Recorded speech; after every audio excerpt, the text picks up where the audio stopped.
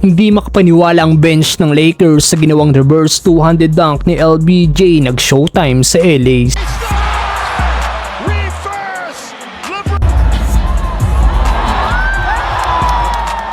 Sinayawan naman ni Luka Doncic ang Sacramento Kings. Los Angeles Lakers laban sa Sacramento Kings, papalit sa starting lineup nang wala na si Austin Reeves ay si Marcus Smart. Well, first quarter reverse layup by LeBron James, natawa na lang si Luka matapos niyang iwanan ang depensa ng Sacramento para sa isang easy layup. First basket ng Kings ay mula kay DeMar DeRozan.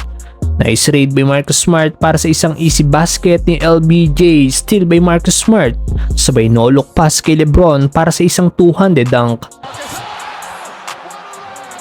Nag-angas na si Russell Westbrook after ng corner 3-point shot ng guard ng Sacramento. Sagutan naman ng puntos ang big man na magkabilang team. Ganda ng simula ni DeMar DeRozan para sa Sacramento na meron ng 6 points. Abante na ng 3 points ang Lakers mula sa ginawang corner 3-point shot ni Luka Doncic. Napamura na lang din si Luka dahil sa back-to-back ni shot ng superstar ng LA. Gandang pick naman ang ginawa ni Jake LaRavia sabay atake sa player ng Sacramento. And 1 para sa forward ng LA. 8 points na kagad si LBJ after ng baseline turnaround jumper ng 4-time MVP. Ang layo naman ang tres na pinakawala ni Nick Smith Jr. Abante na ng 6 points ang Lakers. Tinapos ng isang pull-up jumper ni LBJ ang first quarter, 30-24 Lakers lead.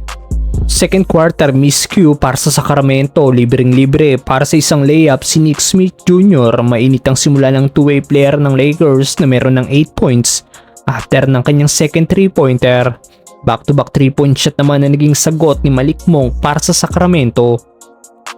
Patuloy ang magandang outside shooting ni Vanderbilt, corner 3-point shot para sa forward ng LA.